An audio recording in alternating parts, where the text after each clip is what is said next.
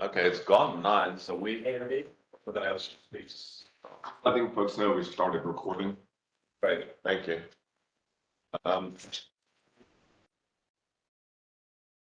Jim and Dan, are you chairing the meeting? Yes. Right, I'll leave it over to you then. Yeah.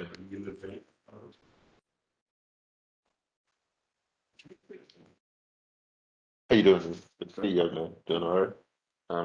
Good, buddy. All right. Well, good morning, everybody. My name is Morning.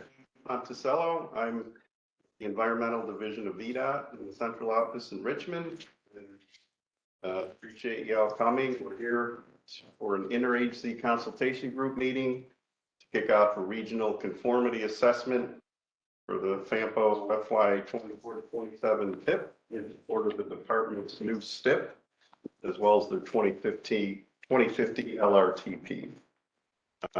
You go. So today I'm going to talk about an overview and provide a brief history of some of the air quality requirements in the region. We'll take a look at the membership update to make sure that we have the latest members of the IRCD, which are generally composed of the technical committee members in the local jurisdictions and some federal state partners as well. And the main purpose of the meeting is we need to consult on a couple items, mainly the project schedule and the conformity project list that we'll be initiating the conformity assessment on. We will have a public comment period if there's anybody from the public that wishes to speak. And the last steps, we'll do the approvals and go over the next steps. All right, so the main purpose of this meeting is unfamiliar is we need to meet EPA's transportation conformity regulations.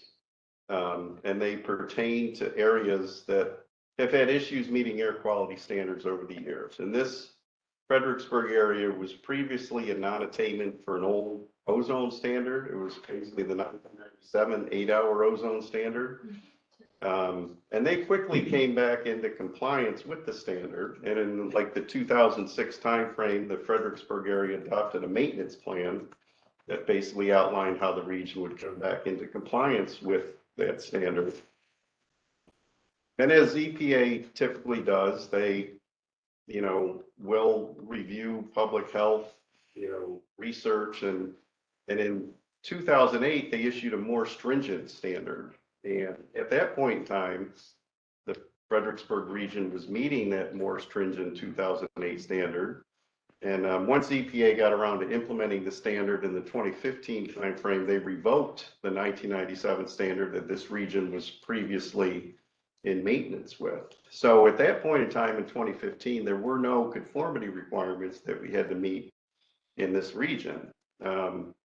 However, there was a court case. EPA was sued and litigated, and the court ruled that due to anti-backsliding provisions, EPA couldn't just revoke the standard and do away with transportation conformity requirements. So as part of this South Coast 2 court decision, they reinstated conformity requirements in applicable areas such as Fredericksburg. And that's kind of why to this day we're still doing conformity requirements, even though this region is currently they're meeting all of EPA's air quality standards, which is a good thing. So the main reason we're here today is because of the results of this court case. So you can go to the next slide, please. So another thing that EPA did is once this court case was finalized, EPA issued guidance to us on how we needed to determine conformity is that were applicable to the South Coast 2 court decision. And one of the key things they noted is, for those familiar with how we used to do conformity, we had to do regional emissions analyses where we would look at the total emissions from the tip in the plan and the number of analysis years. And we had to make sure the total mobile source emissions in the region were below certain levels that were identified in the maintenance plan. But with this South Coast 2 court decision, and because we're in attainment, with the 2008 and the old 1997 standards. EPA basically said we no longer had to do these regional emissions analysis, which greatly simplifies what we need to do for conformity. So if you look at the slide, since we don't have to do a regional emissions analysis, you might be wondering, well, what do we need to do? And so we need to meet the other requirements in the transportation conformity rule, and the main one is interagency consultation. And we also need to make sure that all the projects in the TIP plan conform. So the main purpose of this meeting is for interagency consultation. And we're operating under the interagency consultation procedures that were adopted by FAMPO in the 2004 timeframe. And the two main items that we need to consult on is really the project schedule, and the main one is the project list that we'll be taking a look at in a bit. Next. So these are the current members that we have as being designated for this interagency consultation group. There's currently 15 different members, and we need 8 to be present for quorum. So we should have a quorum this morning. So take a look at this. If any updates are needed, just please let us know, and we'll make sure. Does anybody see any updates needed? If you can list me, Peterson as. Right, any others? All right. So this is the geographical region that was designated non-attainment with that old 1997 8-hour ozone standard. Basically includes counties of Spotsylvania and Stafford and the city of Fredericksburg. So this is the schedule that we're currently operating under. February 6th, this committee approved the project list for conformity. FAMPO approved the list on February 27th. Today, we're holding this interagency consultation group meeting, and later on the technical committee agenda is approval of the draft conformity report to go out for public review. There will be a 30-day public comment period. And if there are any adverse comments, we will address those prior to seeking FAMPO approval of the conformity report on April 17th. And then within a couple days after that, we will submit final FAMPO approved conformity report to FHWA, where FHWA will consult with FTA and EPA, and we'll get a joint finding, hopefully within 45 days, if not sooner, after we submit it to them. So we're currently targeting early June for the conformity finding. So the main thing that we need to consult on this morning is the conformity project list. And that was included in the email that went out to everybody. And I do have a few extra copies of the project list up here if anybody needs it. I would note that after FAMPO approved the project list in the last week or two, VDOT did note that there were 5 additions to the project list that they wanted added. I also have a few copies of that if anybody knows. And if there is any other discussion and or additions to the project list, that would be the appropriate time to bring them to our attention. And just of note, the 5 projects is recommending that we add in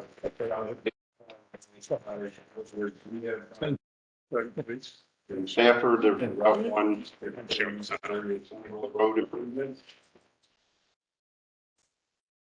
Pennsylvania, Route 620 reconstruction. In Spotsylvania, there's a Route 6 5 turn lanes. Last in Fredericksburg, Mary Washington Hospital.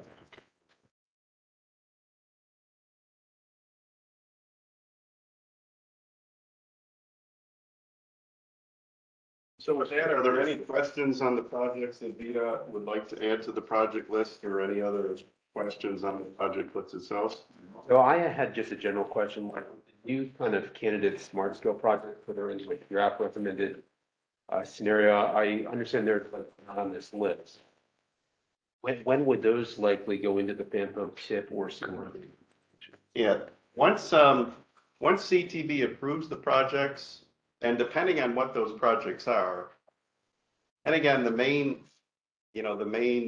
projects that we're really focused on in today's meeting are regionally significant projects. And for those not familiar, regionally significant project, generally a project in an arterial or larger roadway that would normally be included in the region's trail demand model. If any of those new smart scale approved projects are regionally significant, then they would need to be added to the TIP and/or plan and would trigger a new regional conformity assessment. So the short answer to your question is once the smart scale projects are approved and FAMPO is ready to amend those to the long range plan and/or TIP, regionally significant project on that list that would trigger a new regional conformity assessment that we can initiate at once FAMPO is ready to move forward. If I could just make comments. First one is that unless I've missed it, everyone in the room today has seen the full list multiple times and commented on it and made changes on it, and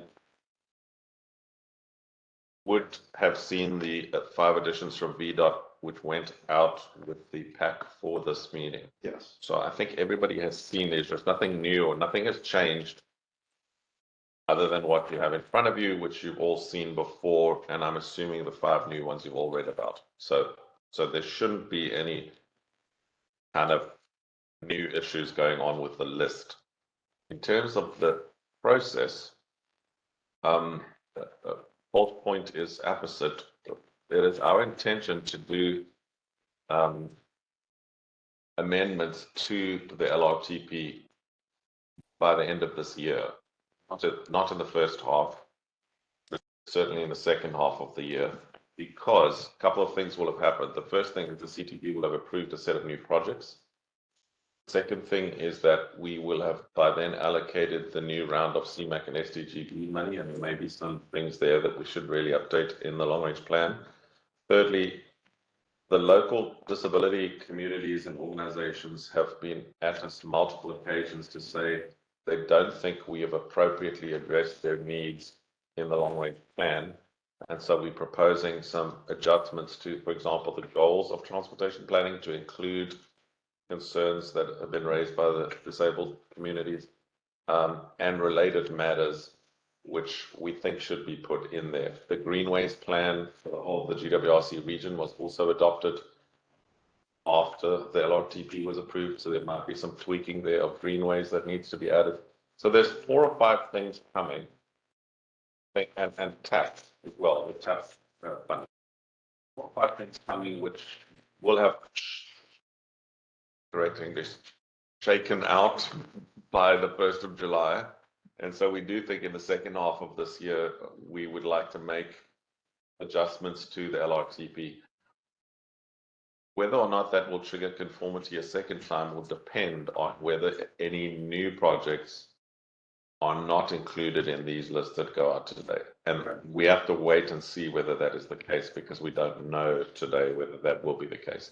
So we will know that, I think, by the 1st of July. So we may or may not need to update the CLR. We've also got a number of studies on the go, the VCR trail study, the East-West mobility study, and some of those have projects which might also need to be added. So all of those reasons, we would look at starting a new update, and I will ask the TAC later this morning for just a timeline for that. I'm thinking of not starting before September, but maybe September or October or November, we can do that update to the LRTP. But at that point, we'll have clarity on what needs to be done. And when we're ready to move forward with any amendments that would trigger a new conformity assessment, we'll be ready to assist in that effort as well. Thank you very much. We do appreciate all of your work, and you have to drive all the way up here to help us, so we do appreciate it. Yes, This may be a question for Stephen. Did the Route 1 turn lane project And I think it's a candidate NGO project right now. Doesn't have to be our orphan blue. Yeah. Did that project make the list, Stephen? It's a bundle with our design build right now. For UPC 119113 or 213 or 802. Yeah. What are those two UPCs? 119, 113, and 119, 113, and 121, 803, but there's an overlap section that doesn't have to be that.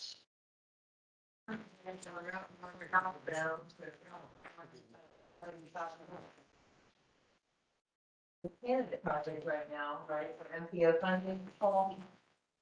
Yes, that's correct. It's also listed in the county CIP. And that would need to be on this list right now for us to move forward with.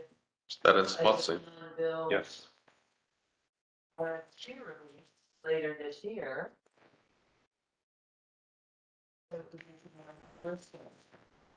so are you recommending we add both of those UPCs? Well, the first one's on here, The but first one's on here. Yeah. it's the other one. So the 119, 113 is on it. So 121803, you're saying should be on here. What is that actual project? Yeah, the one, two. Right turn lane from southbound Route 1 Okay. to north.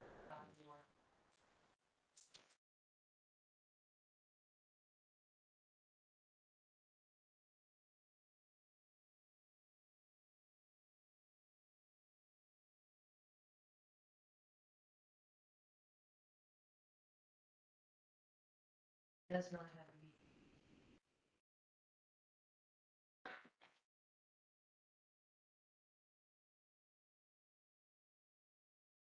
That Route 1 and exit 126 southbound improvements, it's not that one, right? Yeah, it is. That's 121,802, so that is there. No, it's not that project. It's not that one that was split off of that one. It's the one that was submitted that we put the CMAP and the FPDG. So how, Jim, how would we add that projects that spin off the main project? In other words, 121803 is here in the list, but it sounds like a separate project element was spun off into a separate project. Is the separate project 121803 or is No. it something? It's removed from that one and it doesn't have a UBC. Okay, well, we can, What do if we, everyone's in a, an agreement that that project should be added, we can make that project will be added to this list along with the 5 recommended VDOT projects. And once we do the meeting minutes, we'll coordinate with them and get all the proper documentation to ensure that that project is properly documented, added in the meeting minutes that we set up today. thank you. And then for the public comment period, we don't have to send out the minutes, but we have to send out the report. Does the report have to have this extra thing in, or can we send out the report for public comment and accept this as part of public comment and add it before we go for We, ideally, it would be good to get the project updated with the 5 VDOT projects and this 6th one added before it goes out for public comment. Okay, and the public comment is meant to start on the 9th? Yeah, and if it, Today's the 6th, so that, yeah, if it gets delayed a day or two, I don't think that will impact the schedule, but okay. it's currently scheduled to go out for public review. Okay, so you have the 5 VDOT projects which we can add, or do you want to add it? Yeah, we can have those. And then this new one, Michelle, we need the detail of it. So like, from where to where, any other of these, you've got the columns on the list. So who's going to send us those? So you would have all that detail from the CMAC SCBG application? Okay, is it all there? It should be, but I would still like to have somebody that is exactly what we're doing. So, Just not Danvers staff saying, so what we think. So John, and confusion over the project. it'll be two additional lines in the list. Would you just take the CMAC stuff, put it in those few lines and send it to Paul and Michelle just to check that the numbers are correct? That'll be perfect, yeah. And then if you guys could give us a quick turnaround so that we can send it to Jim to put in the public packet that's going to go out to public comment. Not a problem. Great. So I'll ask John to do that this afternoon and then you guys can review it. Thank you. By the way, I like the name more, but I said that clicks. Any other discussion on the project list? So I had just had one minor question, and there's probably good reasons for this, but if you'd like, with the list of the 5 is, there's like the spot cleaning project, there wasn't exactly a specific figure for that. Like, I guess I used the example of the Harrison Road reconstruction, this Route 620, which is the 4th line down. It's just like 9,757,715 to. I mean, isn't that project kind of fully funded other than the 700,000 and revenue sharing that's kind of needed to kind of bring that to full funding? I mean, I said that our records indicate that it has 11.2 million on it.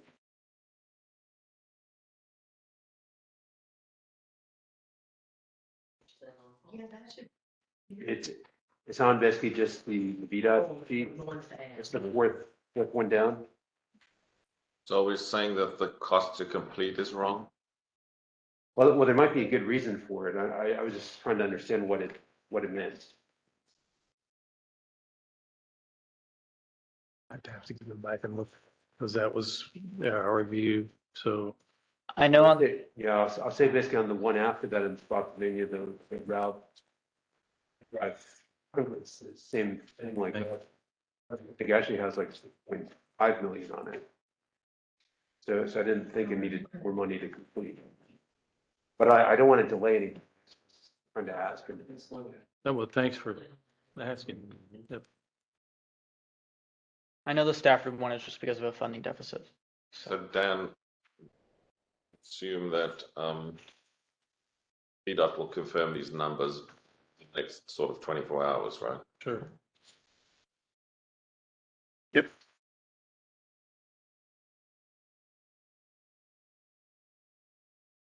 Any other discussion? So effectively what we're saying is that the blue list seems correct. The VDOT additional list, we're going to add one new project and then clarify the cost numbers on 2 of the others. That's where we are. And Ian, there's also some cost estimate clarifications needed on the bid list on Stafford projects, but I spoke with John about that and we'll get that to you. John, about cost estimates on the blue list, Okay. and we need to update some of those, but I already spoke to John about that, so we'll get that going. I mean, if memory serves, we can make an adjustment to the cost item in the normal course of FAMPO tip agents, right? We don't have to do conformity if the dollar value changes. That's correct. If the project is on the conforming project list, Okay. any changes in funding numbers do not trigger a new conformity. Okay. So then I'm less worried about that, Matthew. Yep, you mentioned the other one, I just want to make sure We you're, can handle it. We can handle it internally. Right. So we just basically need to worry about this additional project that we need to add. Ian, quick question. Yes. Maybe I'm deaf, but where are the transit projects in this? I didn't see the transit. Right. They were sent over, but they're not on the printed. They're not on this print. Okay, so they are sent out on the email to you. Okay, And I'll just look at the email. if you look at the agenda for this meeting on the email, it has the FAMPO tip and LRTP list on that link. Start pages, but Hey, Stevie, can we mark on the see if it contains something. Thank you. Good. Maybe it's for the end. Be beyond the active transportation projects. Let's do it. Oh, are they on the I mean, we sent this all to you to review. Good, It good. wasn't on that one. I'm gonna say you Thanks. made it look so. Well, is that what you were, that somebody, oh, good, you didn't get the full thing. No, yeah. That's it, great, yeah. Okay, cool. Yeah, but we did send it to everybody in this room to review multiple times, make sure it's correct. And, Nick found it. Nick, you found the correct? Yeah, that one didn't have it. It's just printed upside down and backwards. so- I was just printed wrong. Yeah, I didn't. they're here, they're here. I didn't do the printing, but glad you found it. So Ian, maybe I missed it, but did this just go out with a TAC packet, this one? This new list of 5 from VDOT went out with the TAC packet. These blue ones, including the transit ones, you've all seen already. Right. They've been through all our committees. The only thing that's new, which went out with the TAC packet, is this one page, which was the list that we got from VDOT after the policy committee had already approved this full list, including the transit item. Only thing is these 5, and the chairman of this committee said we should say it would be considered part of the. And the full list is in Dan's report as well as resolution, the resolution down further on the agenda. The item 6D has this full list for you as well.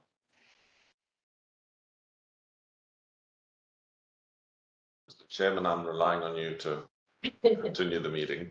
All right, if there are no further questions, we can move on.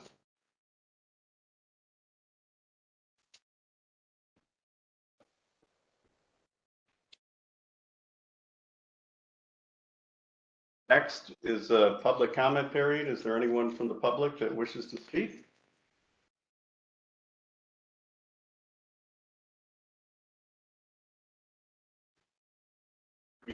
We're in wrap up. So do have one modification to the membership update as noted. The conformity schedule and the project list. So at this point, I'm going to make a motion to approve the membership update, the conformity schedule as presented, and the project list with the 5 additional projects from VDOT and a 6th, which is a right turn lane from southbound Route 1 to 95 northbound. The details of this will be forwarded to VDOT in the next couple days, and we will send out an updated project list with the meeting minutes summarizing everything that was agreed upon at this meeting. So at this point, I would like to make a motion to approve the membership update, conformity schedule, and amended project lists for approval. Second. Okay. Any further discussion? All in favor, say aye. Aye. Opposed? All right, thank you. And before I step down, it's only take a minute. DEQ had asked me, can you go to the next slide? DEQ wanted me to just mention that they have an old housekeeping item that's also attributed to this South Coast 2 board decision, where they're actually preparing what's called the second maintenance plan for the Fredericksburg region. And they have prepared this, and it's planned to go out for public review on March 27th of this year. And basically, this is just a housekeeping item because of the anti-backsliding requirement. The court ruled that you keep doing conformity. The court also ruled that DEQ needs to submit the second maintenance plan. So first thing I'll say is the second maintenance plan mentions transportation, but it doesn't change any of the requirements for transportation. And it's actually a good thing that comes out of this is the way the transportation conformity rule reads is you no longer need to do conformity at the end of the second 10-year maintenance plan. And the sunset date of the plan that DEQ is currently moving forward with is December 31st of 2025. So the good news is in less than 3 years, we'll no longer have to do this conformity process anymore with this new maintenance plan. But DEQ wanted me to make you aware of this. And if you have any questions or would like them to come here to brief you on that or any air quality issue, I'm sure they would be happy to. But they just wanted me to make you all aware of that. Thank you very much. And when that is sent out for public comment, would somebody send us a copy of that notice? Yes. So I can circulate it to the. Sure, will do. If we can just get that, then Chairman, I'll make sure the TAC gets it so that everybody here is aware. Includes the ICG. Thank you. Thank you, sir. Chairman, the first meeting is stepping down, All right. and now it's up to the new chairman of the second meeting to start. Hi, Helen. Good morning, everyone. I'm gonna go ahead and call the meeting to order. It is 9:33. Feel so empowered. There we go. Monday. All right, turning it over to Coley, I'm assuming is doing the roll call. That's on the agenda, but maybe. Oh, more things.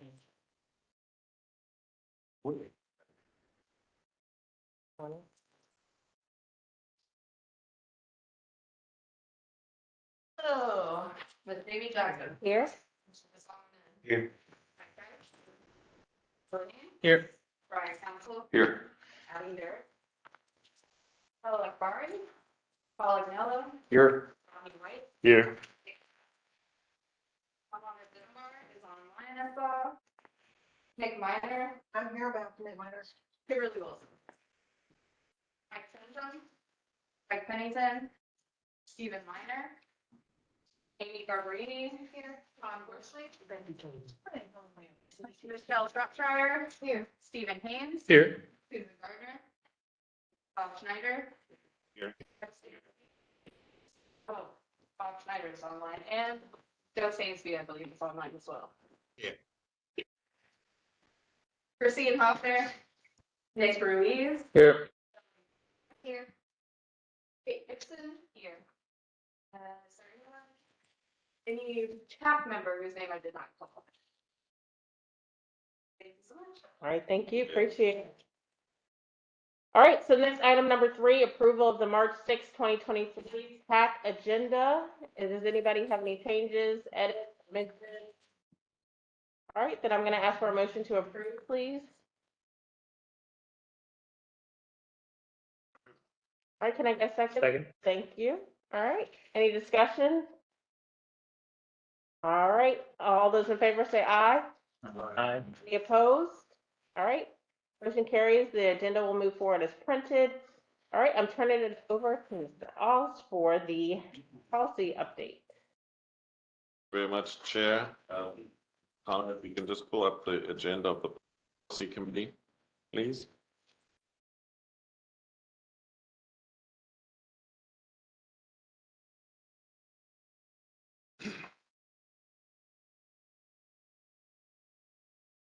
Everyone.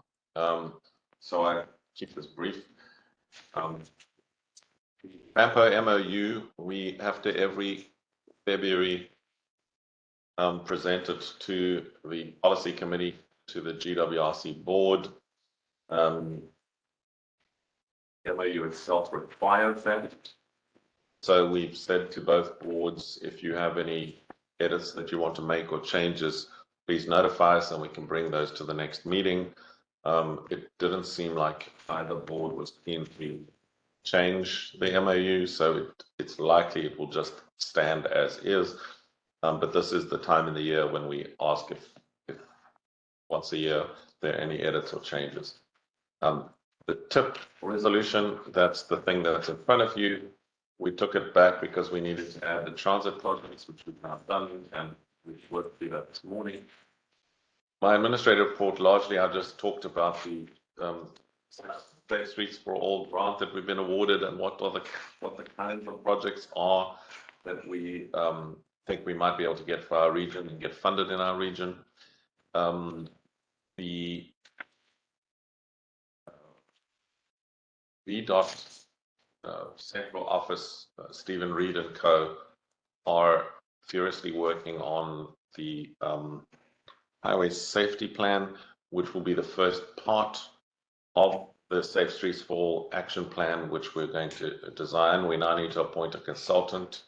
Now that we have got the funding basically secured, it still needs a vote, but it still needs a contract between Federal Department of Transportation / Federal Highways and the GWRC. But once that contract is in place, we will then need to appoint a consultant to draft the balance of that plan, which is about 70% of the work. We did get quotations, and the budget is sufficient to cover that, so it's already in process. We then had 2 presentations, one from DRPT, the president of Todd Horsley, and one from Bob Schneider from OmniRide, dealing with how we need to address future congestion in the region and what transit and other methods are available to be implemented in future in order to ease congestion. We're working towards a congestion workshop with the policy committee for their meeting in March. So instead of a long policy meeting, it's going to be a very short policy committee meeting and a workshop facilitated by an outside facilitator, just to think through land use, transit, roadway improvements, and how compromises need to be struck between all the methods of alleviating congestion in future, and to try to get some level of understanding as to what works and what doesn't work, and what things need to work in conjunction with other things in order to deal with future congestion. So these presentations are all leading up to that workshop.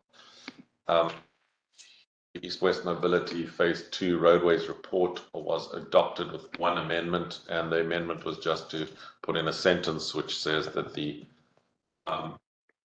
map diagram that indicates a future river crossing is there for illustrative purposes only, and it does not denote the location of a future bridge specifically. The language in the report says that anyway, so it was a minor issue. Yes, sir. Well, I'll let you finish. I just have a question about the transit. Sure. So the Senate bill, it's now a bit of a dead issue because the bill did not get approved by the full Senate. But we did talk about a future workshop to discuss funding options for FAMPO and whether or not this region is interested in a regional transportation authority or not. So it seems generally accepted that a discussion should be held in the next 6 months, so that if in the new session of Virginia legislature, if another bill like this pops up, we have a pre-thought out response and don't have to run around trying to quickly understand what's going on. So I think that's probably something we should be scheduling in the future. The Freight Summit report was adopted. We have nice glossy printed copies for you today. Becky will just go and grab them off the shelf. We printed them just because it's a nice report to have, and there are some very useful items in that report. I have already sent it over to OIPI and to Jatenda, suggesting that we did this work. We want to present OIPI with a copy of it. We're hoping to have a discussion about the freight metrics in the VTrans needs in the future, and he's emailed me back this morning and said thank you for the report and that FAMPO did all this work, and we're very happy to continue that discussion with FAMPO in the future. Chair. Just for a question, in terms of the VTrans fee, just the opportunity to basically change that due to the freight report, what would be the timeline for that? I don't know. At the OIPI quarterly meetings last quarter, it was announced that OIPI is going to have engagements with all of the MPOs in Virginia on the full VTrans needs, not just the freight needs, and that there would be an opportunity for all of us to attend those workshops and to give input. And we have yet to receive a date. So I will follow up to ask about the date for those engagements.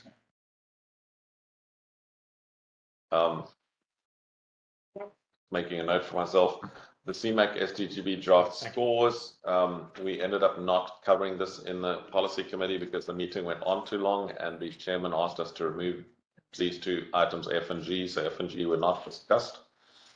Scroll down, please, Connor. And that's it. So the rest was just correspondence. All right, next.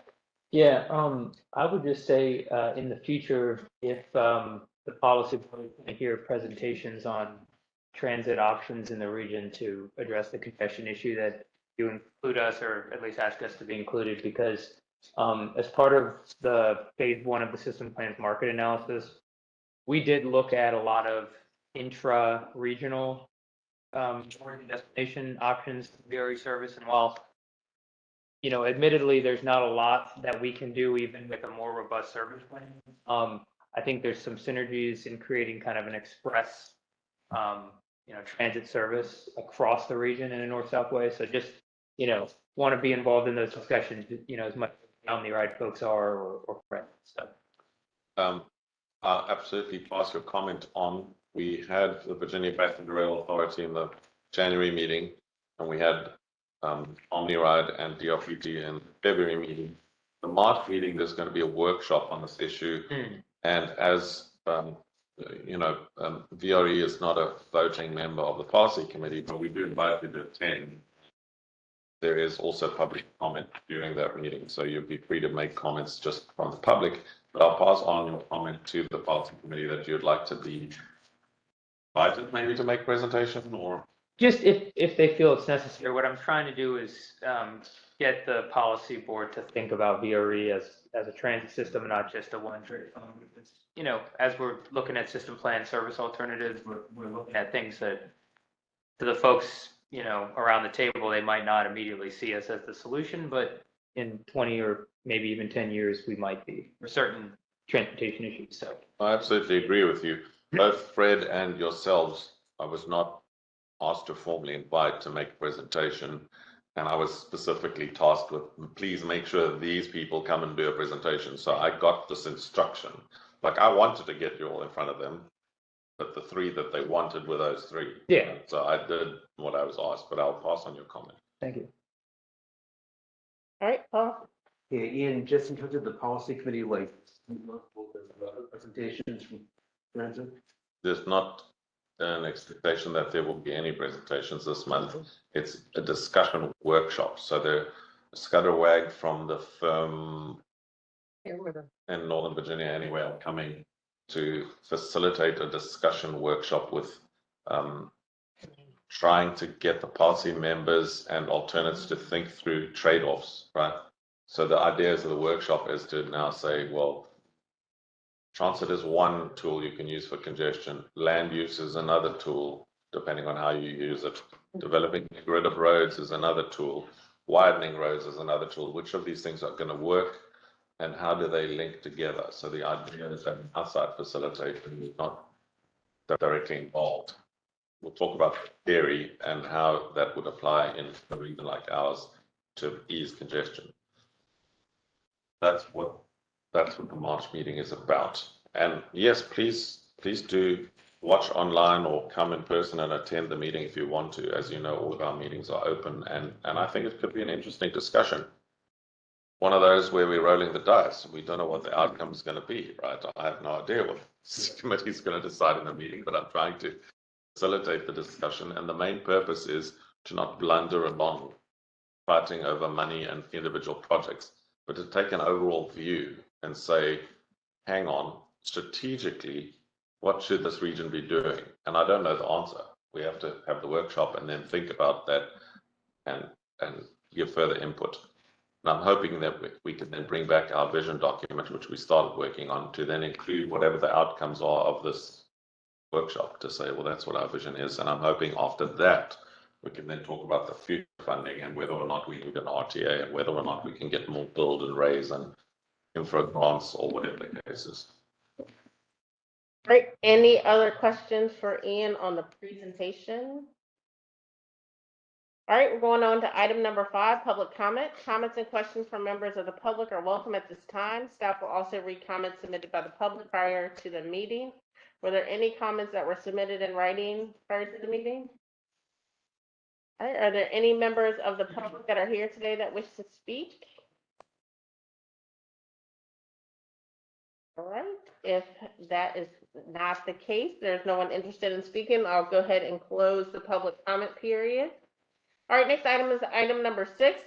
These are items for the consent agenda. So there are 4 items in front of you. I would like to do them all at once unless somebody has an issue. Item 1 is approval of the TAC minutes from February 6th. Number 2, or letter B, is FAMPO Highway Safety Target Setting Letter. C is endorsing the FAMPO Asset condition and system performance management targets letter. And item D is a draft BAMPO FY 24-27 tip and 2050 LRTP assessment, regional conformity assessment. The D one would be as amended this morning to add that one extra project, which you all heard about. So as amended. As amended. We would like to do that one. And the two safety letters, what we've done is what we did every other year, take the standard statewide targets and implement them. I've just literally took the template letter, typed in the statewide targets for our region and signed it. So that's what's in your pack. All right, does anybody have any desire or need to separate any of these items because of questions, comments, or concerns? Motion to approve. All right, Second. all right, so we have a motion and a second, and again, item D is as amended. Any discussion? All those in favor, please say aye. Aye. Those opposed, say no. All right, we are moving forward. The consent agenda with items A through D has passed. All right, we are to action and discussion items. We're going to start off with John with interim amendments to the CMAC STBG project selection process. Okay, good morning. So before you are some interim amendments to the TAC and STBG selection process. These are relevant to how we're going to proceed with the allocations for the funding for these. Within the current call for projects methodology and allocation process, there were two items that were kind of left fairly ambiguous. It did not specify what staff needed to do to allocate these. You can go to the next slide.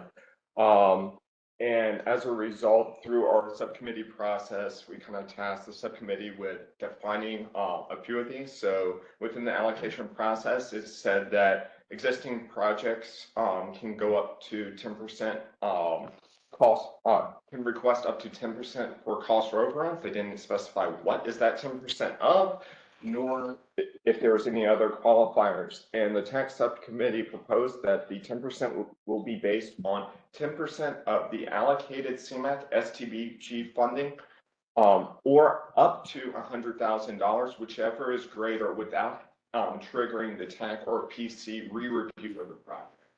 So we will be looking at the allocated CMAC funds, not the total project cost, what was ever allocated for the CMAC or STBG funding. And if it's a smaller project, so less than $1 million, they can request up to $100,000 in additional funds to cover cost overruns without triggering kind of a re-review. But if it's over $1 million, they can only request up to 10%. So if it's a $2 million project, it's $200,000.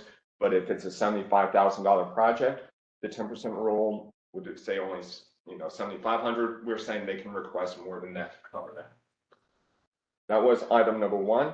Item number two is that we didn't have in our methodology a conditional item that if there is no project category within our kind of percentage, how we allocate things for either roadways, transit, active transportation projects, or studies.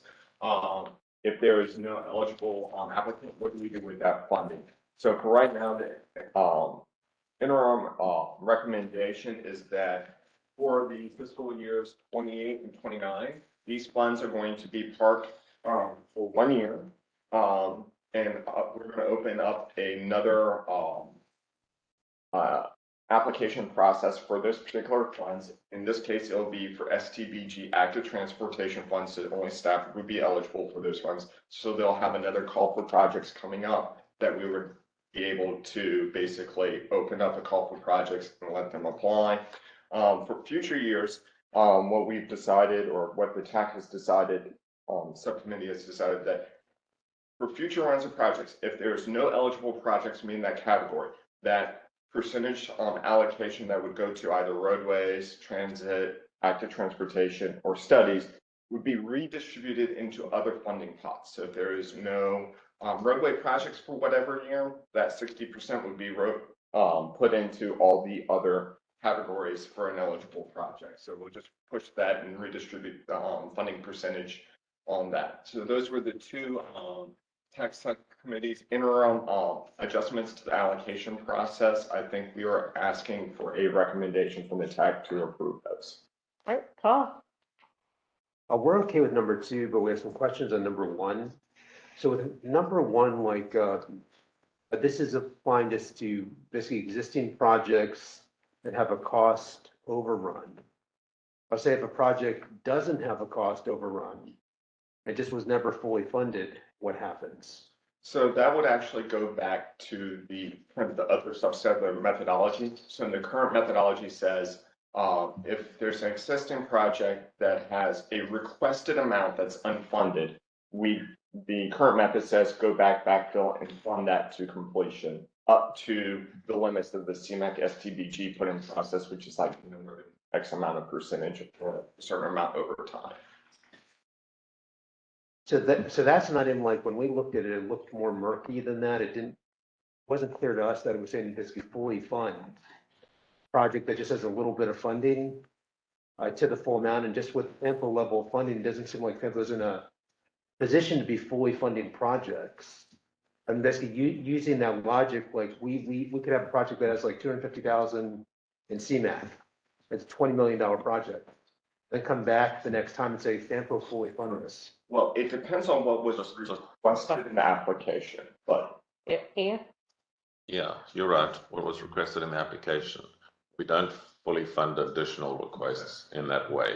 But the key thing to bear in mind here is this is only for this year. This is an interim adjustment so that we can finish this year's process. For future years, the subcommittee is going to review the entire policy and hopefully we'll deal with this in the full policy for future years. So this is just to help us finish this year's process so that we can actually get a result. But John is right. You only fund the original request. You don't fund additional amounts in that method. Original request has an impact on the scoring. So basically, as that request balloons, there's a scoring implication too. So It would have to be a new request if we go over the original request. How does that impact scoring, John? there's a cost benefit analysis for some of the criteria. So that looks at the cost of the projects. So the other question I have is basically how would this policy impact the Route 1 Enon Road basically requests? I would actually have to pull that up and look at it. I don't know off the top of my head specific numbers on that. I mean, is this saying that basically the additional funding that Stafford requested could not be requested? I would have to go back and look at the original funding request of the original application, determine what was requested, and then if it's a amount that was unfunded, let's just say if they requested $2 million and we only gave them $500,000, where we would backfill that. But if they only requested $500,000 and we gave them that, then the 10% is a hard thing there. Actually, it would be $100,000 would be the maximum request since it's under $1 million. But The project isn't under $1 million. that's why I'm kind of getting at. It's something you would actually have to go back and re-review the original application to determine what was the original request, and that I think in the scoring sheets that were sent out, the scoring recommendation Excel that was submitted to applications, we included that list. So there are two ways that a project can need additional money. That is three ways. If we didn't fully fund it and there is a shortfall. Secondly, if there's a cost overrun because the price has gone up. And thirdly, if the scope changes. We don't fund scope changes. There's got to be we don't just say, oh, you've now added 2 bicycle lanes and a park and ride lot. That's a scope change. We don't fund a scope change. We only fund original requests up to the original requested amount. And then this deals with if there's a cost overrun because VDOT came back and said, well, it no longer costs 1 million and now costs 1.2 million. So this sentence deals only with cost overruns. Shortfalls in originally requested amount, the policy deals with that in a separate section. And the third one is a scope change, which we do not fund. We don't have a current mechanism to fund a scope change that technically becomes a new project. If it's a request that's more than this 10%, then basically the project has to come back in front of the TAC for consideration as well as the policy committee. So if you try to raise it above the 10%, then it kind of triggers an additional round of reviews. It basically throws it back into the. So my current understanding was, we had previously talked about Enon Road specifically and some of the requests we had made, and that this policy did not affect that, and that we had made a request for 800 some thousand on Enon, and we could have requested up to an additional 2 or 3 million. That was our previous discussion from my understanding, that this didn't affect that. If we're backtracking on that, then I think it's a lot more questions. Just read the language here. You've seen this all before, 3 times, including here at the TAC. We're only dealing with the 10% number that in the methodology was unclear to us. And the 10% deals with cost overruns. That's all this does. Other items we want changed, we have a process in the subcommittee to deal with whatever other items. We're only here dealing with that 10% because when we looked at it and realized we have to apply it, we realized it was vague and wishy-washy and didn't tell us how to calculate the 10%. So this clarifies how to calculate the 10%. That's all it does. It doesn't deal with your other questions because that's not anticipated in this particular statement. So my statement was specifically in regards to what we previously talked about with how the, I guess, cost estimates have changed and the cost increases. And that what we had initially submitted for, and that this did not, that we were still good to request what we had requested. If there's uncertainty about that, then I think we need to figure that out. Put in a new request, that's different. If it's an existing project which has a cost that was submitted originally, we can fund up to that cost that was requested. If it's a cost overrun, this is the mechanism to fund it. If it's a scope change, making it a different project, then that has to be a separate application. And again, it's completely dependent on the initial requested amount that was allocated. Correct. Even if you only requested, $100,000 for a $30 million project, that $100,000 is the defining 10% here. So if there's no scope change, we then have a method to deal with those other additional funds. The one is if it's the original request, we have a method to deal with that. If it's a cost overrun, this is the method to deal with it. Scope change is not contemplated by these points. So we're only voting on, and I know we're having discussion, appreciate it, let's keep it going. We are only talking about this particular year, and we're only talking about cost overruns for projects that have previously been submitted in their initial application. Yes. That's the only thing that we're talking about. So Yep. if you do have other items and you feel uncomfortable, please feel free to share. I'm going to go to Bassam and then you. But just to be clear, if you're concerned, we're going to go back to the minutes and say this is the only thing that we voted on. If a project has overrun, like you say, the cost changed, who approves the cost, the new cost? Is it VDOT? VDOT would have to bring, this is a valid cost overrun and explain it to us, yeah. But then this method would kick in. Remember, we're waiting to hear from VDOT whether there's going to be an additional contribution towards existing projects, because it sounds like it's being contemplated and funds are available. We just don't know what amount. It could be 50% of the remainder. It could be 70%. We don't know. VDOT will tell us.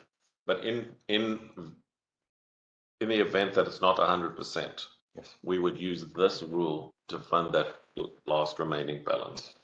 Thank you. All right.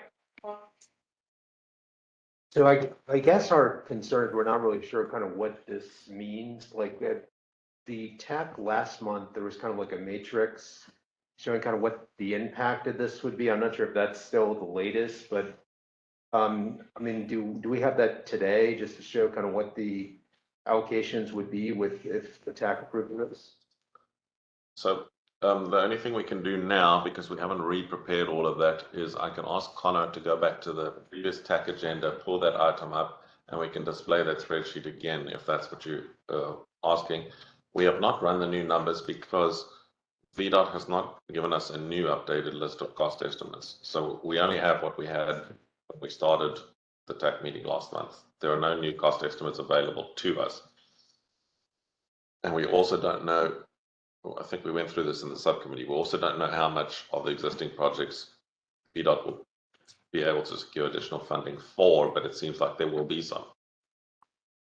I think with that list that we did at the previous ones, that was an inventory of every single project that could. That exists, back. that exists, That that exists. could come back for additional. Not that they have requested all those funds, or in some cases, we do know that we do have requests in, because we included those as well. But we basically kind of, no one call it a liability list, but that's kind of Yes. what it was getting towards, saying how much could we potentially, We wanted to know, we wanted to know what the dollar value of the downside could be. And that's what that, no, it's the Slide. $2.9 million. so that's the range of what we think we could have to fund. If that was requested by the people on that particular list. And if VDOT wasn't able to contribute a single dollar, which we think There may be some. there might be some. Okay. So, and then this caps it so that we can't fund that list more than 10% of the original estimate as per that language per item. We provided with project estimate updates in February.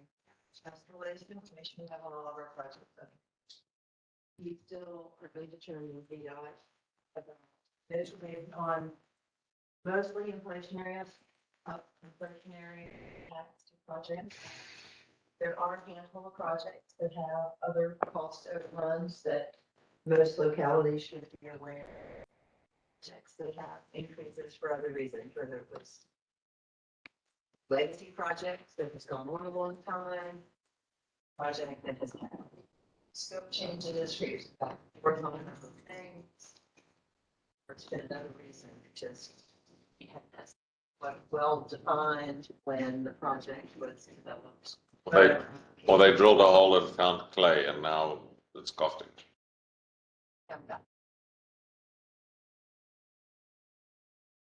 That is still undetermined about how we can. Yes. We're aware of those points, I believe. So this was designed. This helps us, right? This is not problematic. This is what you all discussed twice, and we drafted it and brought it to the TAC last time, but we didn't take it forward because we were still unclear about adding the third item, which we decided not to add as the subcommittee. So we're only bringing these two, and it just clarifies the current policy because it's too vague, and to implement it would be a mess. So instead of in the dark corner, John and I and Connor cooking up some crazy numbers, we did this in the open. We were like, hey, we don't know how to implement this policy. Here's our suggestion to fix it, and you all seemed happy with these two big scope changes, and it doesn't cover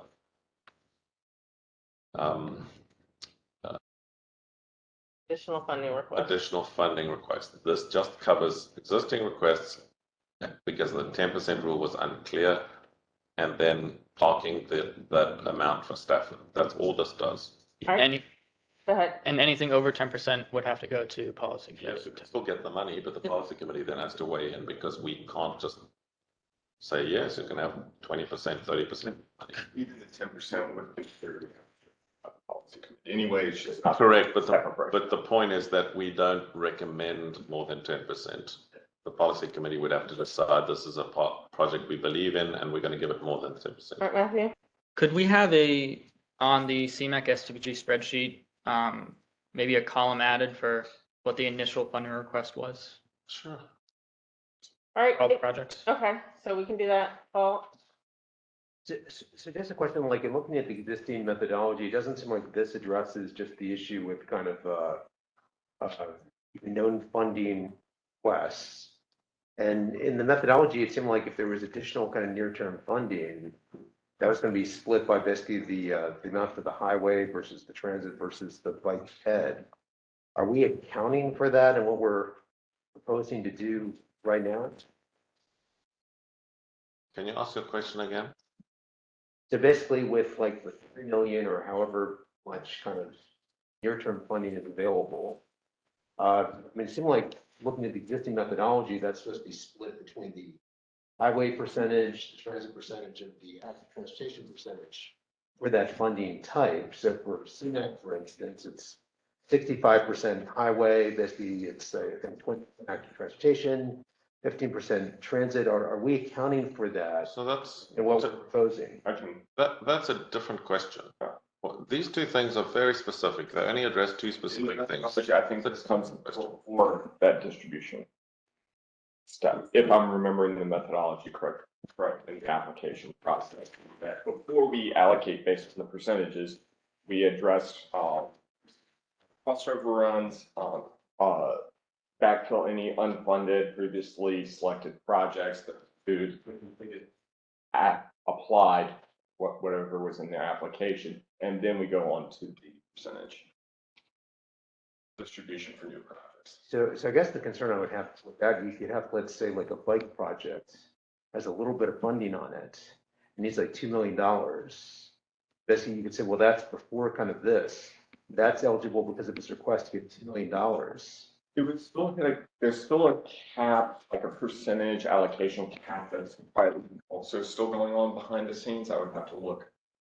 You can't fund more than 50%. That's only for the cost overruns. Correct. It was never fully funded. There doesn't seem to be any cap, and that's, I think, concerning.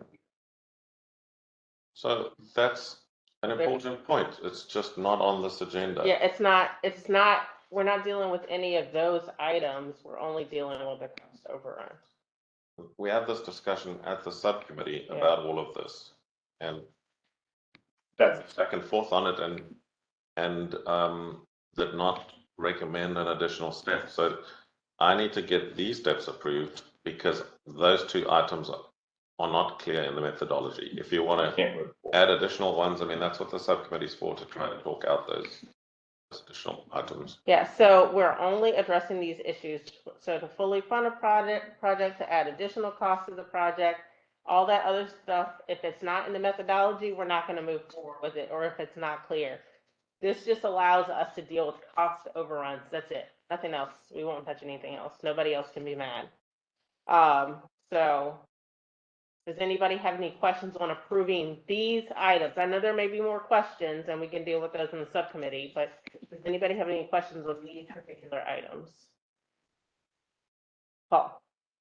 So I guess what I'm gonna say is we're just not comfortable at this point in time approving this. Okay, that's okay. We don't want to kind of extend the debate, but we just want everyone to know that we think the issue with the existing projects and basically how that's done is not been clarified. I guess we had thought in the subcommittee that there was going to be something addressing it.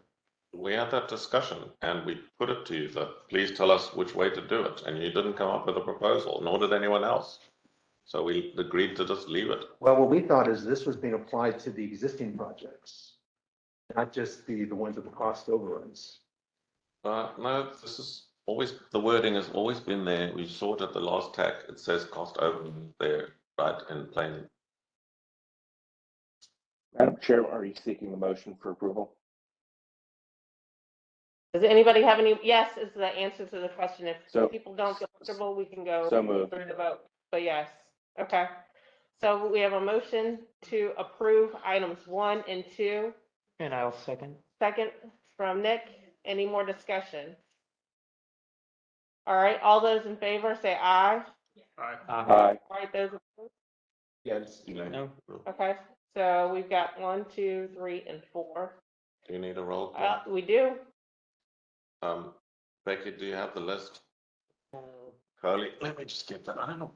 I tell her we need the voting members.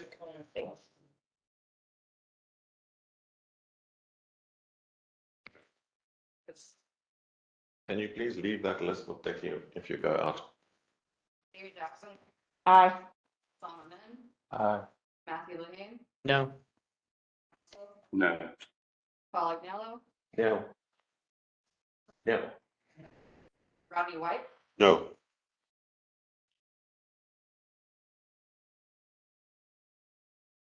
Michelle Schreiber, Stephen Haynes, Yes. Amy Garbarini, Bob Schneider, Yes. Joe Stansby. Oh, I don't need Joe. Okay. Did That's not it. you call city representatives? You didn't Okay, call VRE either. So then, Yeah. is that everybody? Were you called? No. Yeah, because you're still a voting member on TAC. Yeah. Okay, Nick Yeah. Louise, Aye. Melanie Fowler. Aye. Kate Gibson. All right. So there has been some additional guidance, so the motion passes. The additional guidance that I heard from the committee, we can have a quick discussion on this if we'd like, is that we do need a sheet that says what the potential cost overruns would be. And at some point, we'll need to deal with who is going to request those funds and when, correct? Yes, and I'm also going to send out this week a list to everybody to please indicate which year your funding is required, right? So if the applicants can all indicate that, and I'll send it to VDOT to review and to DRPT to review, just to make sure you've got the years correct.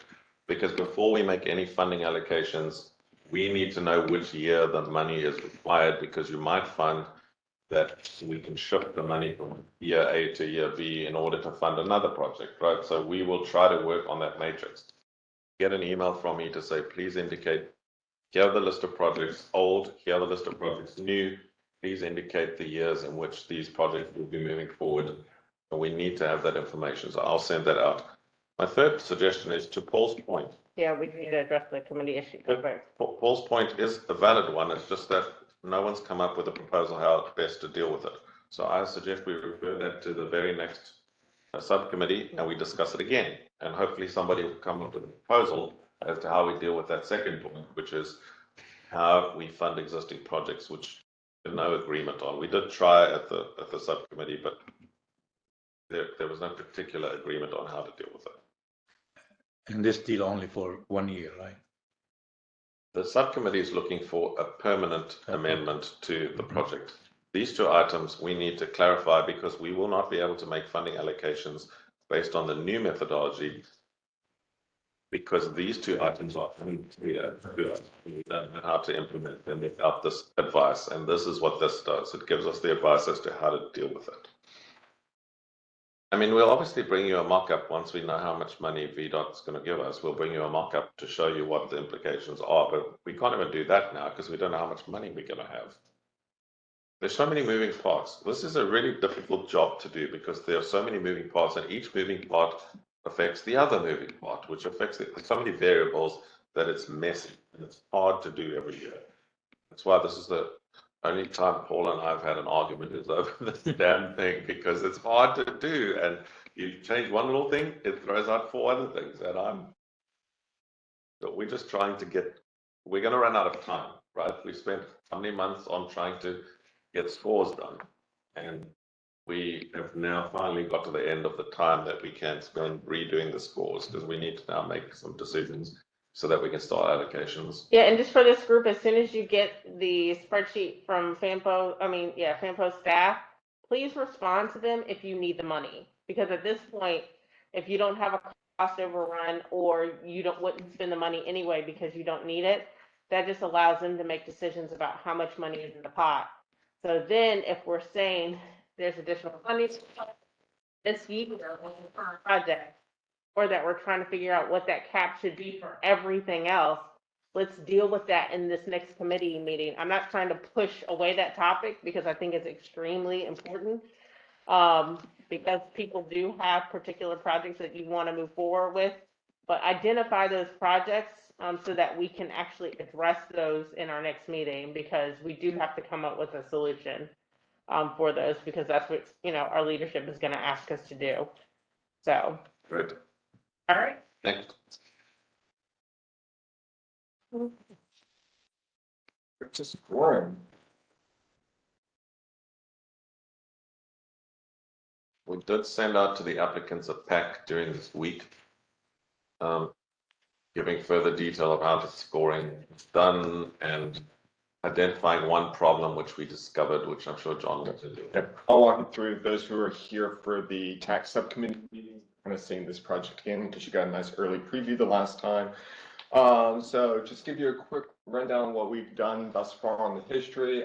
You received the first draft scoring in January. This was our first run, and since January there's been what we call a second plus actually a second revision to the scoring methodology plus kind of ongoing changes as we refine the process. And we use this within our discussions with each one of our individual applicants in addressing questions, comments, or concerns, as well as any methodological interpretations that we have used. And that was the most recent version of that was 1.2.1. It actually was technically in the policy committee meeting agenda that was bumped, but we actually had a third revision coming out that was just not public yet. And then the final revision is what you will see today. It's version 1.2.2. If you ever see the different spreadsheets, I just want to make sure you know which one's the most recent. So what have we done? We have reviews, revised scoring, the procedures corrected any errors or issues. So it's actually been several layers of refinement at this point, reassessing differences of interpretation as well. And our next steps are going to be released the final scoring this week. The TAC subcommittee. We're still awaiting a budget from VDOT. And now that we have some clarification, at least some of it, we can actually start drafting new project allocations for that. So we are keeping pretty well lockstep within our schedule thus far. We haven't had any delays, so we can continue on. Next slide. So the big changes that are between 1.2.2 this time around that weren't small little clerical changes. We changed how we calculated the air quality benefits for roadway and active transportation projects. This kind of arises that every single one of our applicants submitted for these projects in a slightly different way. And this is kind of an item within our methodology that allows applicant source material. And so that if an applicant determined single occupancy vehicle changes on AADT one way, another one did it another way, another one picked different percentages, another one picked different years to calculate. And so what happened was a really kind of apples to bananas comparison that depending on how the applicant picked the data that they were basically allowed to use by the methodology created a very big discrepancy. So it was a very difficult way to actually compare both of them. So in this last iteration, what we've actually decided to do was to allow, we used the most optimistic kind of applicants criteria across all 4 applications. So we kind of said, okay, we're going to take a certain amount of percentage with the AADT provided involved with the out year being 2028 and apply it to all rather than one applicant having a different year and one person using a different AADT or SOV estimate, another one predicting a different mode estimate. So we actually just normalize that within it, and it kind of blows out a bit of the scoring. Basically, it raises a lot of folks who would have been penalized for using slightly different data, raises their scores up. If it didn't impact anybody who kind of made their own use their own data, so it wasn't penalizing by all of a sudden using somebody else's data because they were allowed to do it. So we kind of raised up the floor on that. As well as we also looked at, for the roadway, the multiple intersections. We basically ran that and caused some re-rankings. Because that methodology is based on where you score compared to other projects, there was a little bit of movement. It didn't, in that case, it didn't actually change any of the scoring ranks, the positions of the projects, but it did change the final outcome of the numbers, but there's a rerun on that. So those were the 2 major changes made to this round of it. And Connor, you can go to the next sentence. So I'll walk you through the CMAQ scoring. For CMAQ roadway, you can see that there was some adjustment basically at the top and the bottom of the project here. Spotsylvania had a little bit higher score on this as a result, just because how the ranking kind of switched.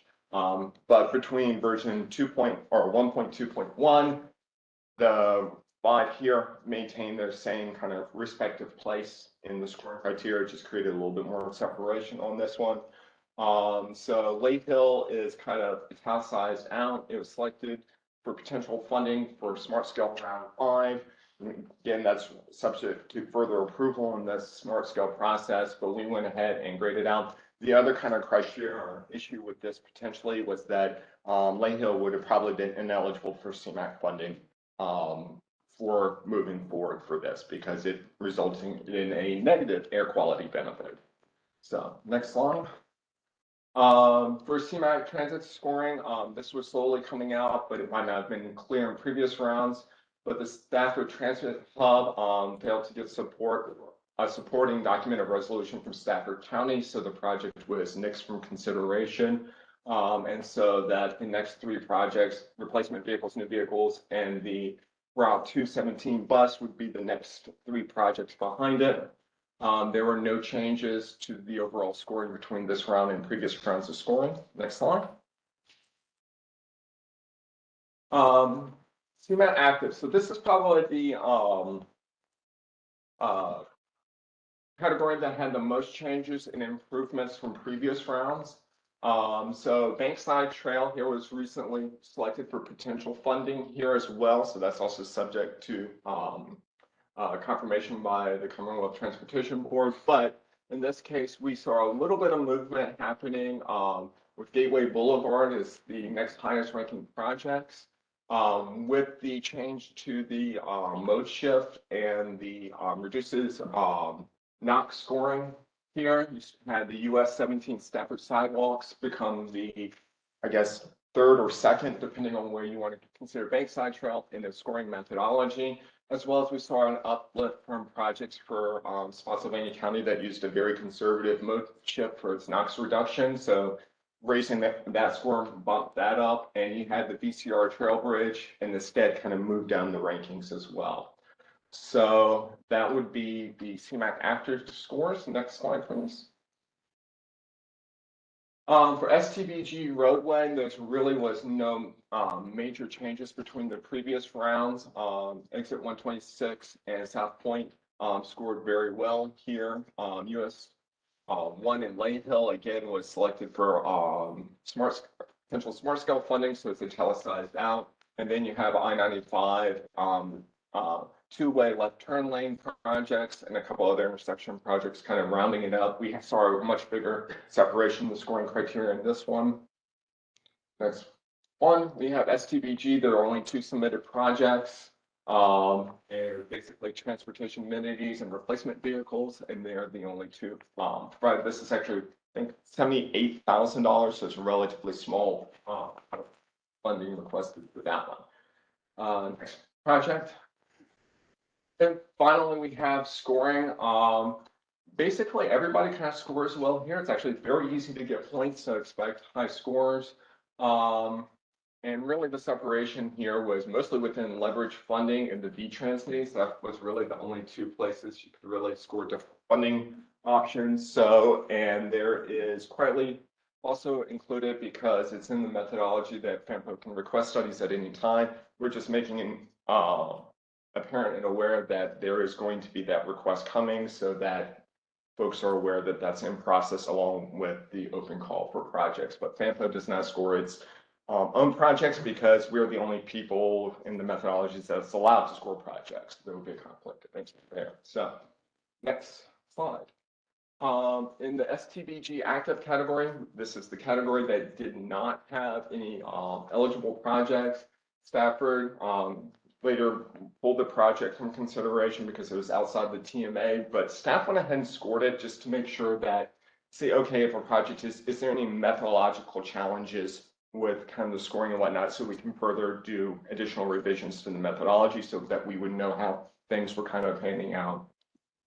That's how that project would have scored if it was eligible. Then next slide. Is that it?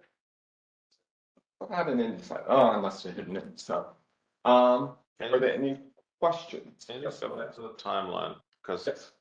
Madam Chair, I can actually handle the item C very quickly in one slide. Yep. Just look at that timeline there. That is the timeline anticipated in the methodology, right? And it says that in February, we received budgets from VDOT. We obviously didn't receive budgets from VDOT in February.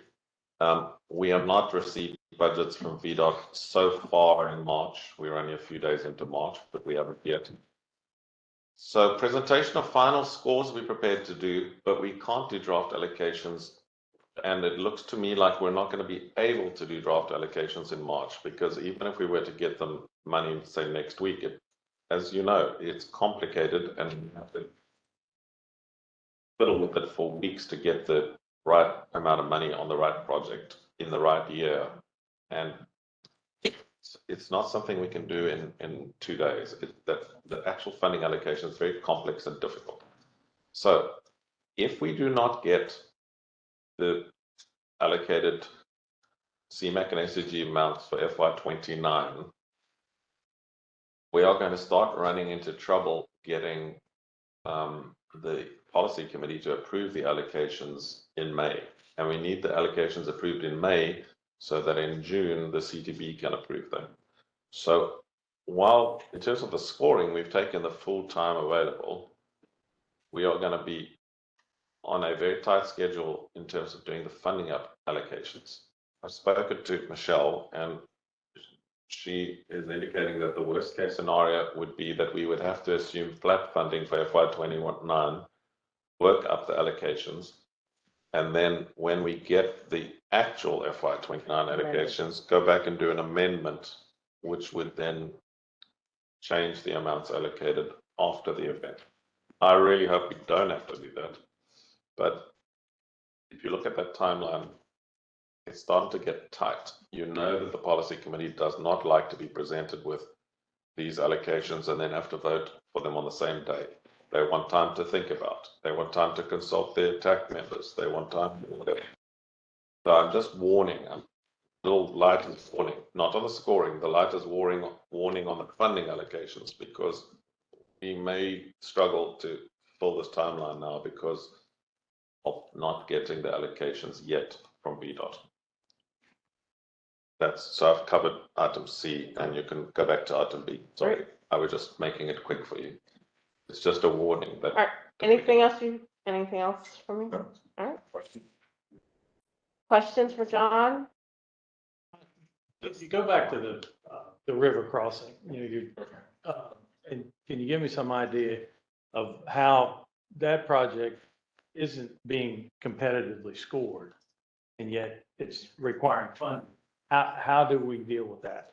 So in the methodology, and this is kind of speaks to what we're trying to do within the subcommittee and doing some reorganization on how the methodology is. There, in the methodology for FAMPO requesting studies, is that for FAMPO to request a study, it makes a presentation to the TAC for the TAC support to go to before the policy committee. Basically, FAMPO can act outside of the traditional call for projects for scoring, for asking for STBG study funding. It can operate outside of that. For this case, again, we are just making it clear to the applicants who are in the projects that FAMPO is planning to provide that we are going to be applying for STBG money for the river crossing. Now, the other question is whether or not it should be involved in the scoring method. I have advanced knowledge of basically every single applicant's scoring. Like if I wanted to basically know that leverage funding is going to be an impact, B-Trans needs is going to be an impact, I can kind of tailor, and basically not that I would do this because this would be a huge conflict of interest and a huge ethical issue. Undergraduate was in philosophy, ethics, so we can go down that rabbit hole later, but that would be an unfair advantage for basically every single applicant, for FAMPO to be aware of everybody's, because other jurisdictions are not aware of what they're submitting, as well as being able to score their own projects. So basically, I could always lean a little bit that would most benefit FAMPO, but within the methodology approach is that FAMPO isn't restricted to the call for projects within the methodology for applying for STBG funds for study purposes. Did that answer your question, Stephen, or no? Computing. I was thinking about it. Okay. So, well, I would just throw it out to the other members to do the same process, and I don't want to come up with questions you might have as to how that impacts the other funds that you available. I think ultimately, and I get where you're going, Stephen, and then I'll go to you, Paul.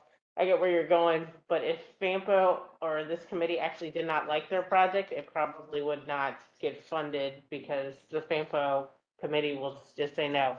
Or if somebody needed, as we're talking about money, $100,000, and it was supposed to go to FAMPO for a study, guess where it's probably not gonna go?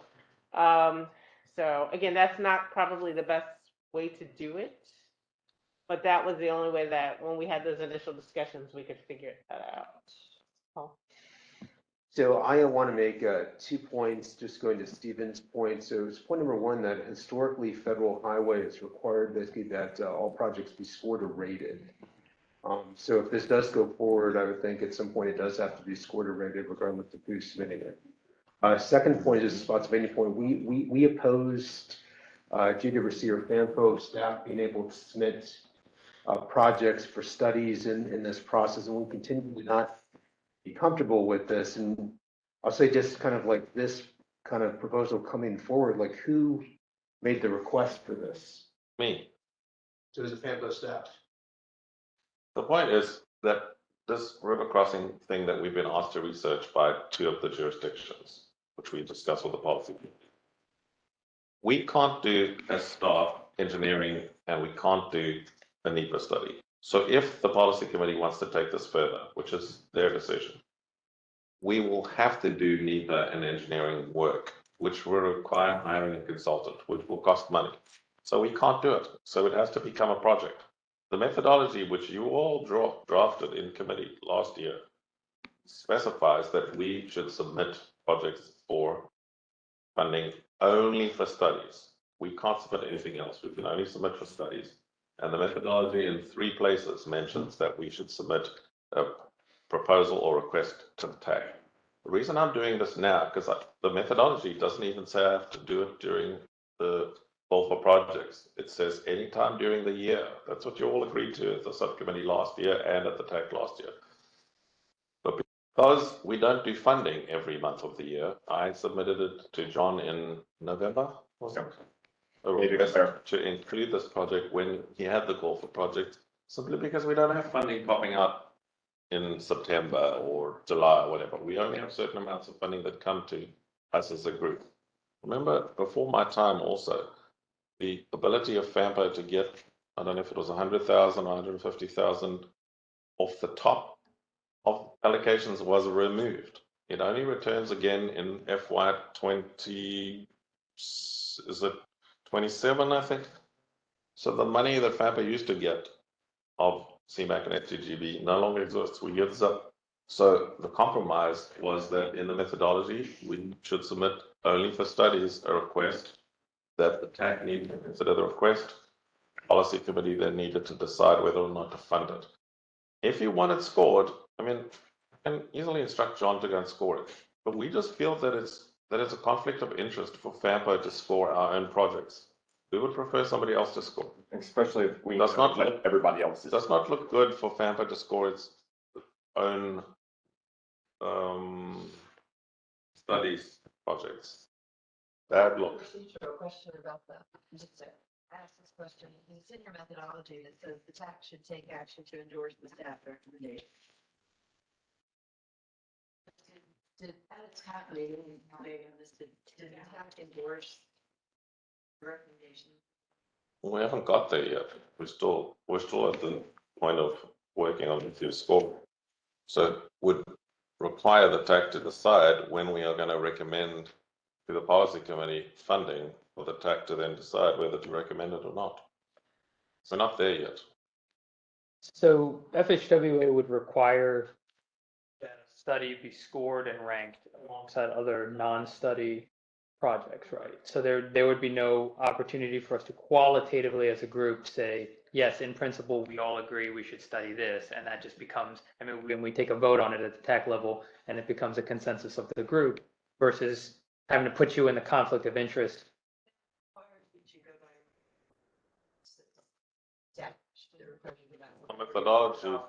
Methodology does not request us to score it.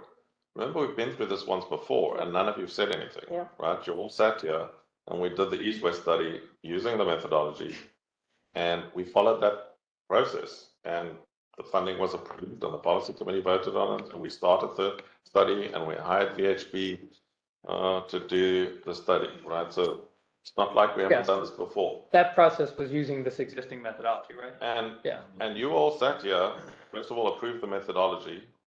Second of all, sat in the subcommittee that drafted the methodology. And thirdly, used that methodology to get the funding for the East-West Mobility Study, which is currently in the last phase of completion. So we've done this before. However, if you're uncomfortable with this going forward, the subcommittee is there to consider a better plan, right? A better option. And I'm really happy for somebody to propose a better way of doing it. There is no golden calf in our methodology. If anybody wants to prove it, please go ahead. We just feel as staff that it's a conflict of interest for us to score all of your projects and then to score our own project in the pack. It does not look good. I would rather you suggest that somebody else scores FAMPO studies. There's no mechanism for an outside of FAMPO entity to score projects. Okay, so does anybody have that desire? I guess we can go to that question or concern about the methodology, because I do recall us having these conversations, and I do remember the direction from the FAMPO board to look at this. But does anybody have any desire to have them score the project? Their project, Paul? So the comment I would make on this, we agree as a conflict of interest. This is why we strongly basically the subcommittee a year ago, this was conditional on our approval of TAC, was that FAMPO and GWC staff could not apply for study funding, but that somehow made it into the policy.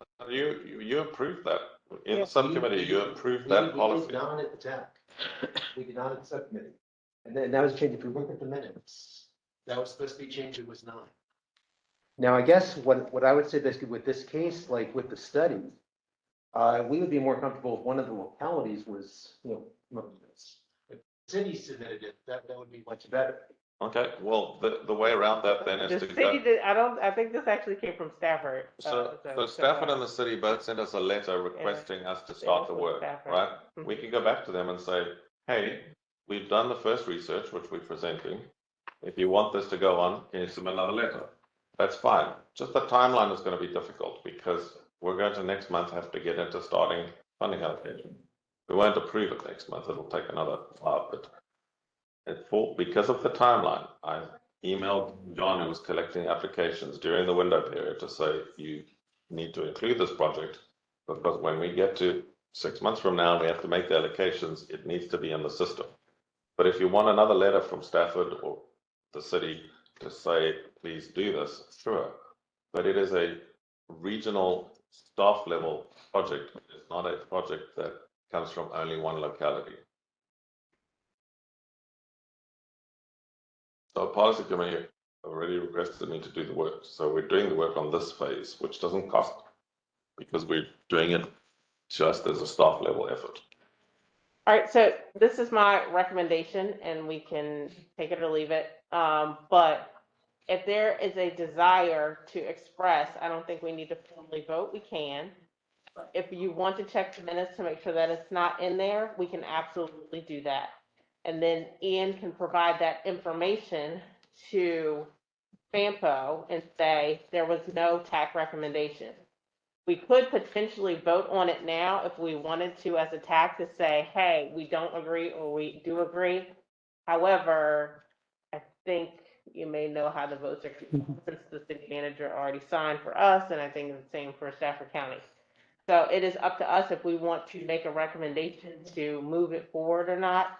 However, the FAMPO board has provided that direction, but I don't have an issue making it formal related to this. So does anybody have any issue with just noting the minutes, whether it's there and not there, and providing that information to FAMPO, or do you want to vote? My suggestion is that you also refer coming up with a better way of doing regional staff studies, a better way of doing this, because there may be a better way of doing funding for regional studies. And we can bring that to the group when we have our I next think meeting. the subcommittee needs to apply their minds to that because we may need to amend and then we should, even if, let's say Stafford and the city sends a request for this further study, right? Who's gonna score it? I think there should be a discussion as to who needs to score it. Clearly, we should have put this in last time around and didn't. All right, John, then Paul. I want a point of clarification. So what staff should be looking for in the TAC minutes is, or what? The discussion that we had regarding how we'll allocate funding for regional studies and or projects that are basically not scored. Okay. Because the discussion that I recall us having is that we would literally do what we're saying right now.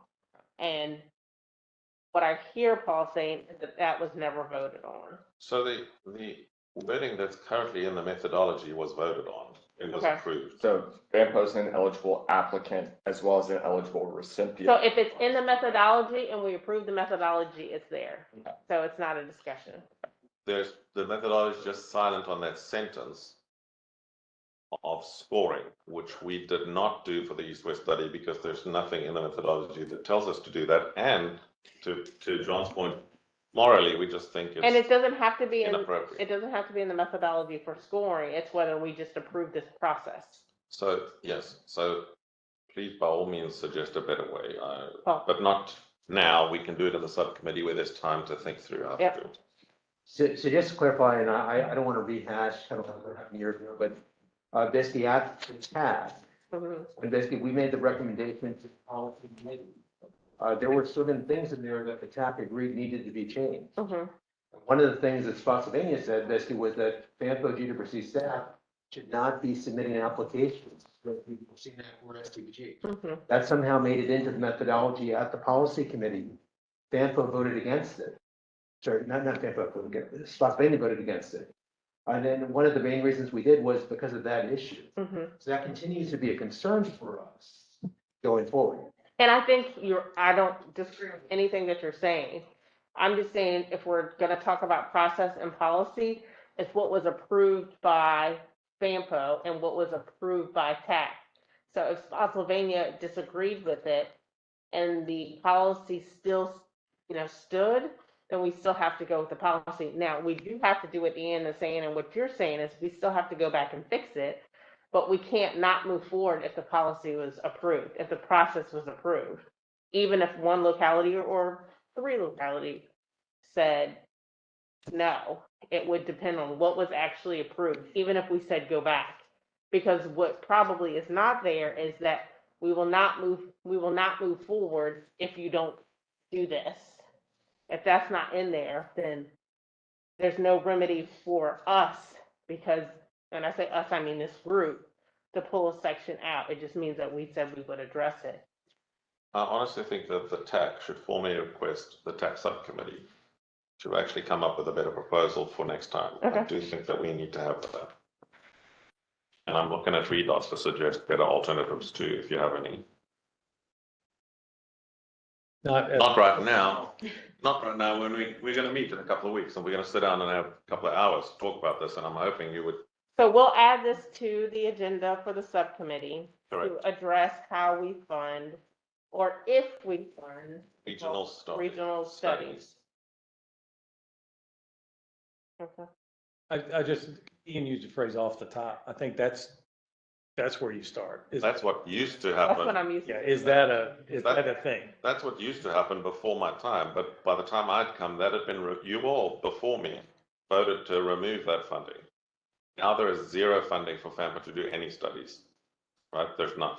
So if we want to do any regional studies, what's the mechanism? Because right now there's no money. We have to apply, which is why we follow this methodology, because there's no off the top. We have to actually apply. So here's the application. All right, and since we're not allocating dollars at this time, we're actually just talking about scoring. There is no real action for us because there's no real issue in the 5 seconds, except that it exists.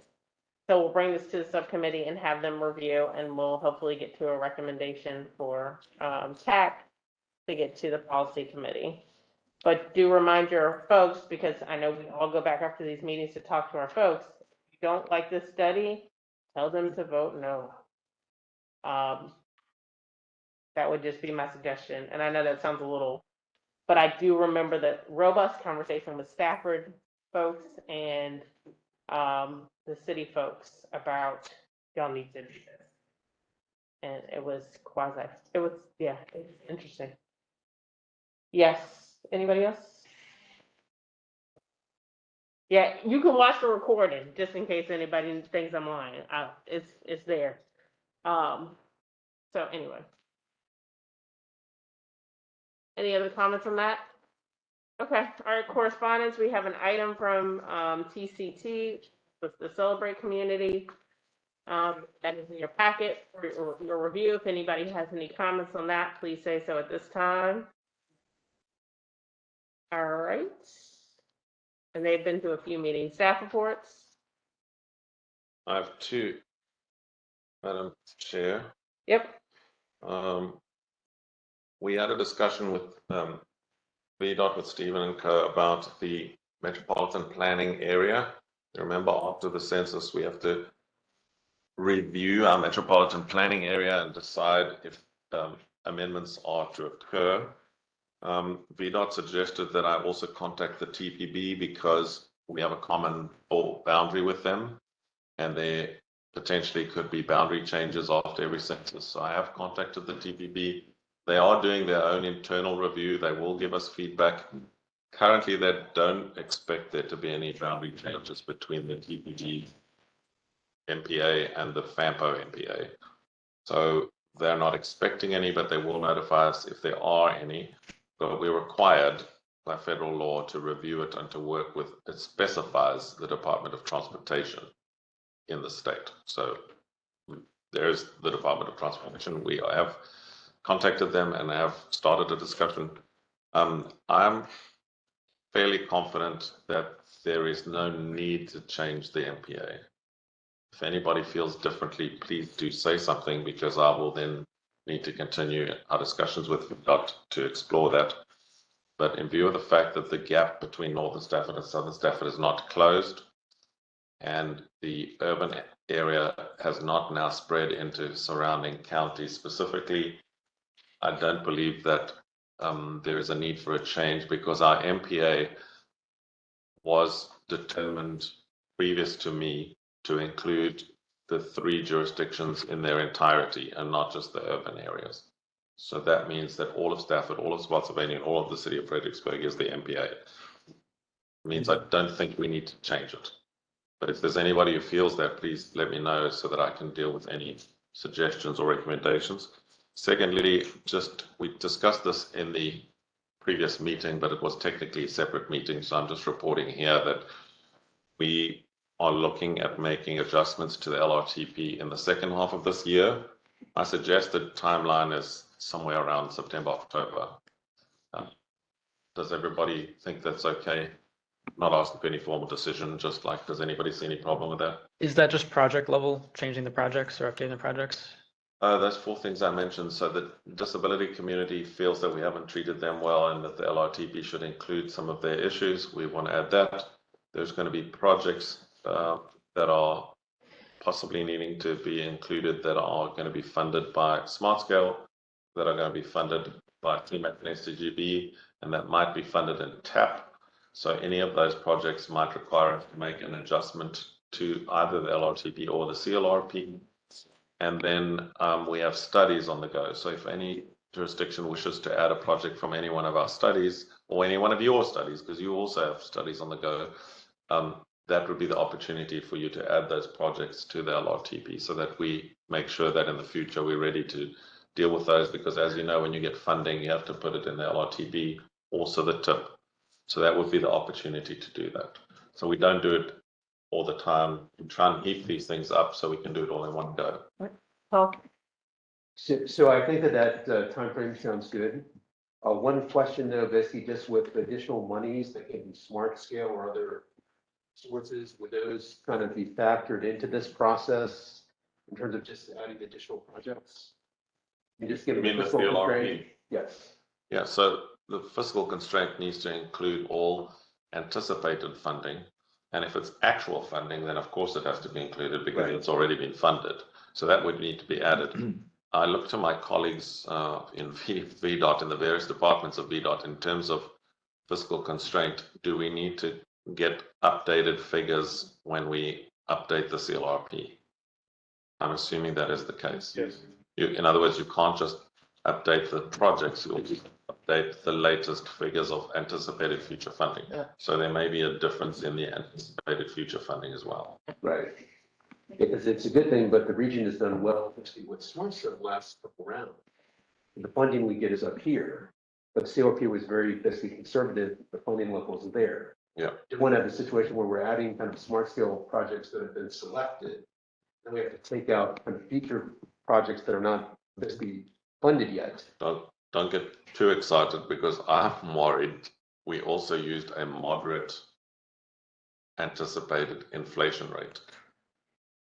So if we had to update, I don't even know what inflation rate we would use this year. It's outrageous out there in the real world. So, and VDOT is seeing this on projects that are having cost overruns. So what inflation rate we should use this year, I really hope that that doesn't have a negative impact on how many projects we think we'll be able to fund in future, because if this inflation rate carries on, it eats into, you've got to increase the anticipated cost of the project.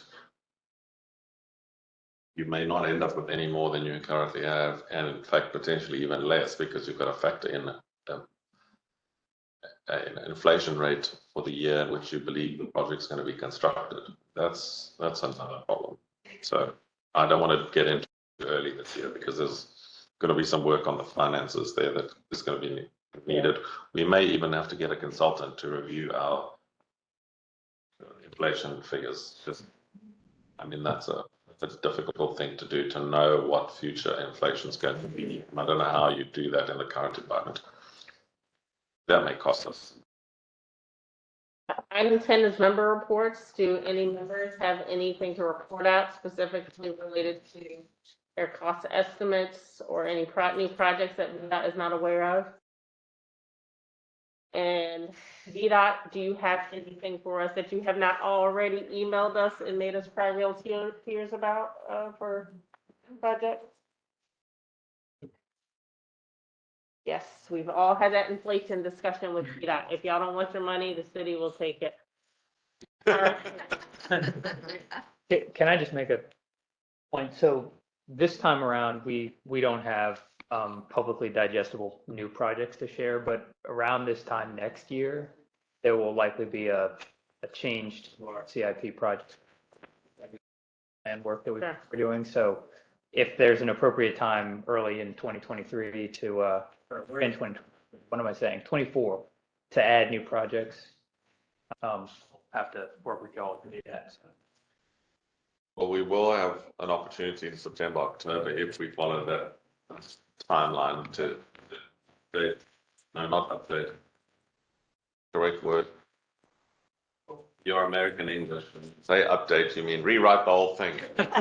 So I have to think about that word. Maybe Revise, amend. Is it amend the right word in the US? I think it's a minute.